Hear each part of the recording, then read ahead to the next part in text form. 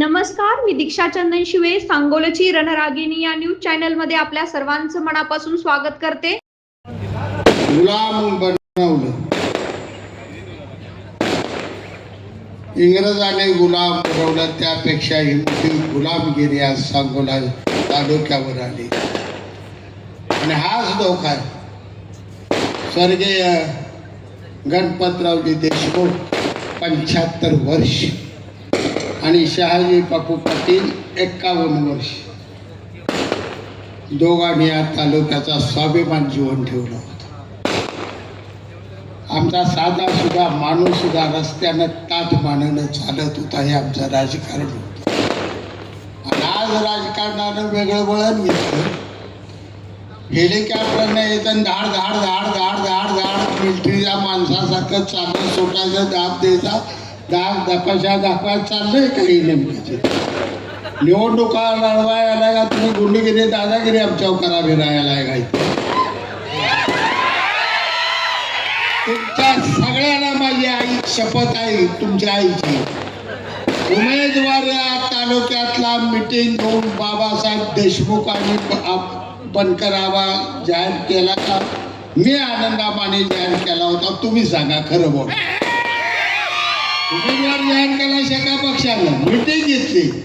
शेतकरी कामगार पक्ष स्वतंत्र लढाई खेळणार आणि आमचा हुकमी एक्का बनकर आबा उमेदवार. जय भाऊ नाव मला ठेवतात. 50 वेळा गावात मला माझ्या त्या ऑफिस कुठं जात आहे, भुयारातनं गाडी माग माग माग वाजत जाते. ती करोडोपती असलेल्या त्या बाळासाहेब रेडिया बघण्याचा. आमच्या गरीबाच्या घरी त्या ऑफिसमध्ये पोराच्या तर मिळाला सातू मला सारखं मकमक चौदार जेवण करायचं तिकडे गापळत. ही लढाई मी जास्त बोलत नाही. या शहरासाठी माझ्या हट्टापोटी साहेबांनी 200 कोटी रुपये दिले. त्या 200 कोटी रुपयाची जर तुम्हाला काय दया माया दाखवायची असेल, काय हे आपल्याला साहेबांनी दिलेलं त्याचं काय फेडायचं असं धनुष्यबाण हे शिकायला मला झटका नाही झाला. दीपक आबा, सामील पाटील, आईचं बापाचं नाव घेऊन 50 वर्ष गुलाबजामुन बासुंदी खाताना इथंपर्यंत. आता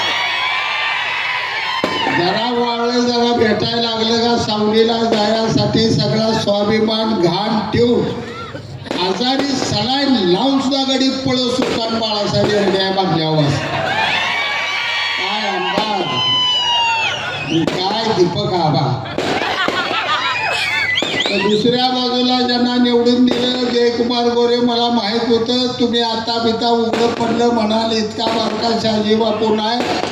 तुमच्या रकमा शेका पक्षाला पोचल्या, ती जवळ्याला कशा गेल्या, टायमिंग माणसाची नावं मला विचार. मी का पसरवतो? निवडणुकीआधी मला माहिती होतं भाजपनं माझं कपाट बोललेलं आहे, पण मी शांत राहिलो, काय बोललो नाही, टीका केली नाही. पराभवानंतर सुद्धा फडणवीस साहेब आवर्जून सांगतो मी भाजपवर आरोप केला नाही, पण भाजपने तर मदत शेका पक्षाला केली. तिथलं तालुक्याला माहीत होतं तरी आम्ही सहन केलं, कारण मित्र पक्ष आपला. आणि आज जुळवायचं सोडून तोडायचं करताय तुम्ही. कशासाठी तोडलं? काय माझा गुन्हा होता? प्रशांत परेटाची आमदारकी करायसाठी रात्रंदिवस भावा दोघं 3 महिने झोपलो नाही आम्ही. रणजित निंबाळकर निवडून आला पाहिजे काय म्हणून या उत्तम जाडचं पाय धरलं मी. नवरा बायकोचं पाय जशी माझ्या दोस्ता पोरगा म्हणून एवढ्या वेळ ऐकून आयुष्यात काय ऐकू नको. 1,00,000 मताचं माळशिरसमधनं निंबाळकरला लीड घालवलं. ह्यांचा शब्द काल बोलला, नागपूरला घेऊन गेलो. फेडी फडणवीस साहेबांचं ऐकलं नाही. 1.5 वर्ष त्या बागल्यात मी चहा सुद्धा प्यायला गेलो नाही. एवढा प्रामाणिकपणा भाजपशी माझा असताना कशासाठी? मला निवडणुकी भीती नाही, लढणार आहे. रक्त भोसले घराण्यात आहे, बाजी प्रभू लढला, तानाजी लढला, लढला टीकांकरांना जाऊ तिथे दिली. माझ्या छत्रपती संभाजी महाराजांच्या शरीराचं तुकडं झालं तरी त्यानं सुद्धा सांगितलं की माझ्या हातातल्या साखळ्या सुद्धा तुझ्या हाती घोड्यापेक्षा दमदार देखण्या दिसत्या. बोलणारा छत्रपती संभाजी महाराज त्याच्या रक्तातली अवलाद आहे. नरड तुटून पडलं तरी मागं पुढं बघणार नाही.